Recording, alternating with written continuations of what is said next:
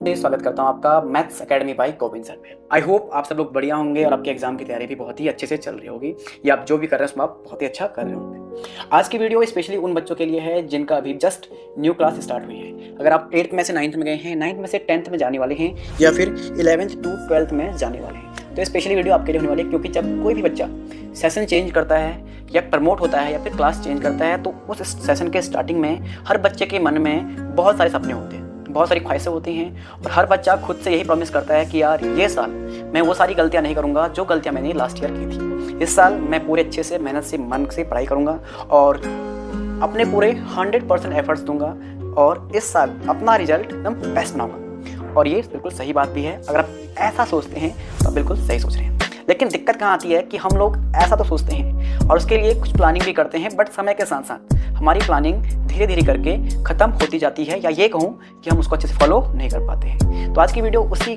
Topic पे होने वाली है कि कैसे हम लोग प्लान करें ताकि वो सारे सपने जो हम क्लास के स्टार्ट होने से पहले सोचते हैं उनको हम एंड तक जिंदा रखें। सिर्फ जिंदा ना रखें, जब वो क्लास ख़त्म हो या साल एंड हो, वो एकेडमिक सेशन चेंज हो, तो हम सेटिस्फाई हो कि यार ये साल बेस्ट गया, अब इससे भी अच्छा करना है। ठीक है। बहुत सारे बच्चे जो एवरेज होते हैं वो सोचते हैं कि यार इस बार मुझे एग्ज़ाम में अच्छा करना है। ठीक है। लेकिन बच्चों के अंदर सबसे बड़ा जो मिथ है, जो सबसे बड़ी दिक्कत है, वो है भैया सब्जेक्ट को लेके। मैं सब्जेक्ट को लेके मतलब क्यों बोल रहा हूँ, बहुत सारे बच्चे मानते हैं यार कि ये सब्जेक्ट बहुत ही डिफ़िकल्ट है, ये सब्जेक्ट बहुत ही ईजी है, और वो पूरे साल ऐसे डिफरेंशिएट करते हैं। मैं उन बच्चों से कहूँगा कि बच्चा सब्जेक्ट को कंपेयर करना छोड़ दो। बस डिफ़िकल्ट ईजी सिर्फ इन दो फैक्टर्स पर डिपेंड करता है। पहली बात, मुझे उस सब्जेक्ट में इंटरेस्ट कितना है, और दूसरी बात कि मुझे उस सब्जेक्ट का पिछला कितना आता है। इंटरेस्ट एंड उस सब्जेक्ट का पिछला कितना आता है। मैं मैथ्स पढ़ाता हूँ तो मैं मैथ्स के बारे में बात करूँगा।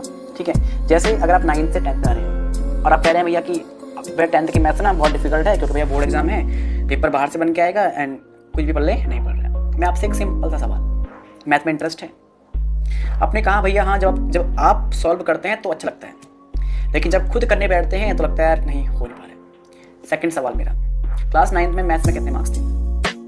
आपने कहा भैया 33 चाहिए थे पास होने के लिए, 40 आ गए हैं, खुश हो?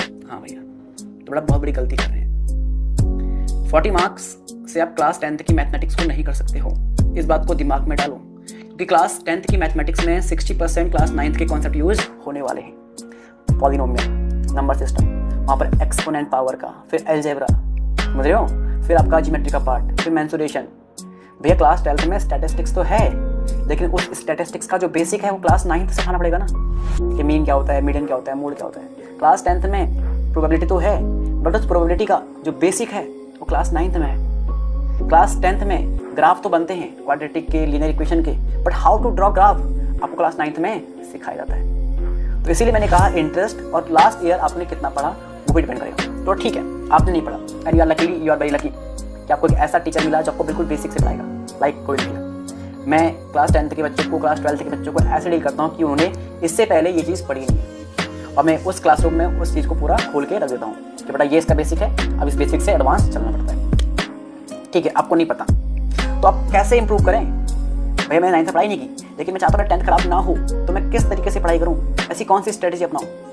बेटा अब एक चीज़ दिमाग में डालो, अगर मैथमेटिक्स डिफिकल्ट है, साइंस डिफिकल्ट है, तो इसका मतलब आपको उसमें कम आता है।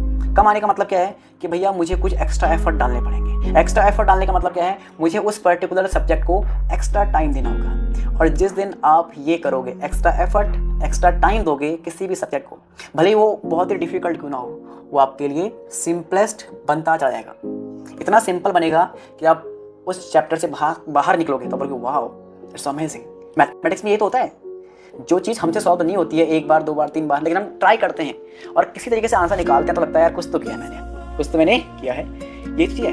और यही 2 फंडामेंटल्स हैं किसी भी एग्जाम में 100 स्कोर करने का, किसी भी सब्जेक्ट को ईजी बनाने का। Extra learning, extra effort, extra time. अगर आपने ये 3 चीज़ कर ली तो सब आसान है, सब चंगा सी, आप वो सब परफॉर्म करोगे जो आपने सोचा है। एंड तीसरी बात बेटा, कंसिस्टेंसी। भैया आज क्लासरूम में गया, नई कॉपी है, नया किताब है, सब कुछ है, आज लिखा भी बड़े प्यार से, घर पर आके देखा भी, लेकिन 1 महीने बाद ही अब मैं वो चीज़ फॉलो नहीं कर पा रहा हूँ। क्योंकि बेटा ह्यूमन ब्रेन में सबसे बड़ा डिफ़ॉल्ट क्या है ना, कि अगर आप कुछ भी बनना चाहते हैं तो आपको अपने ब्रेन को खुद को बार बार रिकॉल करना पड़ेगा कि I want to become, I want to be, I want to achieve. आपको हर दिन खुद को याद दिलाना पड़ेगा। और हम यही तो नहीं करते हैं। आपको क्लास 10th में मैथमेटिक्स में 80 आउट ऑफ 80 स्कोर करना है, तो आपको खुद को हर दिन हर घंटे ये याद दिलाना पड़ेगा कि मुझे इस साल 80 में से 80 लेके आने हैं। अगर आप ऐसा नहीं करोगे तो भैया आप 80 स्कोर नहीं कर पाओगे, क्योंकि आपके पास करने को बहुत कुछ है और आप उन सब कामों को करने के चक्कर में ये भूल जाओगे कि मेरा टास्क, मेरा गोल ये है दिस ईयर का। तो आपको हर दिन खुद को याद दिलाना पड़ेगा कि मुझे ये अचीव करना है इस साल और this is the last year. इसके बाद आगे ना पीछे कुछ भी नहीं। समझ में आ रहा है? तो हर दिन खुद को याद दिलाना है कि इस साल आपका टास्क क्या होने वाला है। अब आगे बढ़ते हैं। अगला पॉइंट, भैया दोस्त बहुत सारे हैं, मेरे क्लासरूम में 60 बच्चे हैं। मैं कहता हूँ 60 के 60 बच्चों को दोस्त मत बनाओ। दोस्त 1 2 3 या 4, इससे ज़्यादा फ्रेंड्स नहीं होने चाहिए। अगर आपके दोस्त 4 से ज़्यादा हैं तो आपके लिए डिस्ट्रैक्शन होगा, सपोर्टिव नहीं होगा। और दोस्त ऐसे बनाओ बेटा जिनके थॉट प्रोसेस आपसे मिलते हो, कॉन्ट्राडिक्शन ना हो आपकी और उनकी बातों में, क्योंकि अगर आपकी और उनकी बातों में कॉन्ट्राडिक्शन दिख गया थोड़ा आपकी डे की मैक्सिमम एनर्जी बहस में ही निकल जाएगी। तो दोस्त ऐसे हों जिनके गोल्स मैच करते हों, जिनसे आपके विचार मिलते हों और जो throughout the journey same चीज़ को लेके चल रहे हैं। मतलब भैया दोस्त ऐसे पिक करो जिनका एक ही एम हो भैया कि मैथमेटिक्स में फुल स्कोर करना है, साइंस में फुल स्कोर करना है। या फिर ऐसे दोस्त मत चुनो जो ये बोल रहा होगा कि यार देख राहुल, देख सुमित, देख रोहन, देख सोहन, भाई कुछ भी करके ना 10th पास हो जाना है बस। आप सोच रहे हो 100% स्कोर करने का, आपका दोस्त सोच रहा है बस कुछ भी करके भगवान इस साल पास करवा दे, तो भैया नहीं हो पाएगी जर्नी, वो चीज़ अचीव नहीं हो पाएगा। तो दोस्त बनाने हैं लेकिन गोल ओरिएंटेड। अगली बात, क्लासरूम में टीचर, चाहे वो स्कूल में हो चाहे वो कोचिंग में हो भैया, उनकी हर एक बात को ध्यान से सुनना है बेटा। आप उस सब्जेक्ट को उस क्लास में पहली बार एंटर हो रहे हैं और वो टीचर पिछले 10 साल से 15 साल से उस चीज़ को पढ़ा रहा है, तो उसे पता है बच्चे कहाँ पर गलती करते हैं। और सबसे इंपॉर्टेंट बात बेटा, क्लासरूम नोट्स, कोचिंग नोट्स से रिजल्ट नहीं बनता है, क्योंकि उसी क्लासरूम में से कुछ बच्चे फेल भी होते हैं, उसी क्लासरूम में से कुछ बच्चे 40 नंबर भी लेके आते हैं और उसी क्लासरूम में से कुछ बच्चे 80 नंबर भी लेके आते हैं। डिफरेंस क्या है? उनका घर जाके मेहनत, क्यों घर जाके कितना हार्डवर्क कर रहे हैं, कितना स्ट्रगल कर रहे हैं। टीचर का काम है आपको उस पर्टिकुलर टॉपिक से अवेयर करना, उस पर्टिकुलर टॉपिक, उस चैप्टर का इंट्रोडक्शन और उसके बिहाफ पर कुछ क्वेश्चन सॉल्व करा देना। लेकिन रिजल्ट आपका है तो मेहनत भी आपको ही करनी पड़ेगी और आपकी मेहनत डिपेंड करेगी कि आपने घर जाके क्या किया, कितना समझा।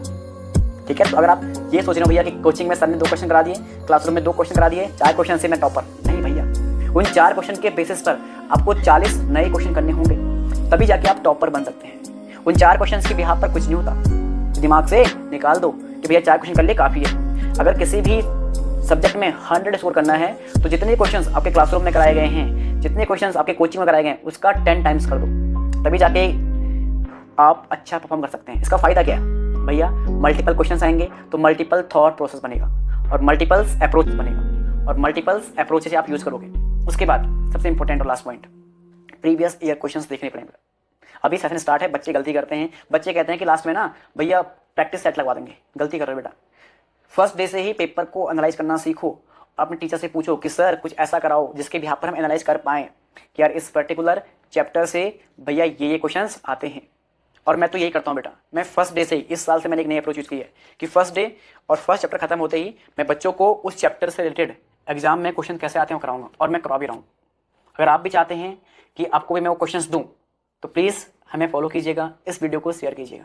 आपको फर्स्ट डे से, जैसे सपोज आपका मैथमेटिक्स का फर्स्ट चैप्टर रियल नंबर खत्म हो गया, तो पॉलिनोमियल्स पढ़ने से पहले रियल नंबर में अच्छे से पकड़ करनी है, ग्रिप बनानी है और ये समझना है कि रियल नंबर से किस टाइप के क्वेश्चन एग्जाम में पूछे जाते हैं और उन्हें भी सॉल्व करना है। जिस पर्टिकुलर टॉपिक में डाउट आ रहा है उसे डिस्कस करो अपने फ्रेंड्स के साथ, टीचर्स के साथ, कलीग्स के साथ, भाई बहन जो घर में पढ़ा लिखा, उससे डिस्कस करो। अगर तब भी सोल्यूशन नहीं मिल रहा है तो मुझे कमेंट करो, मैं उस चीज़ के लिए आपके लिए एक बहुत ही अच्छी वीडियो बना के पोस्ट कर दूँगा।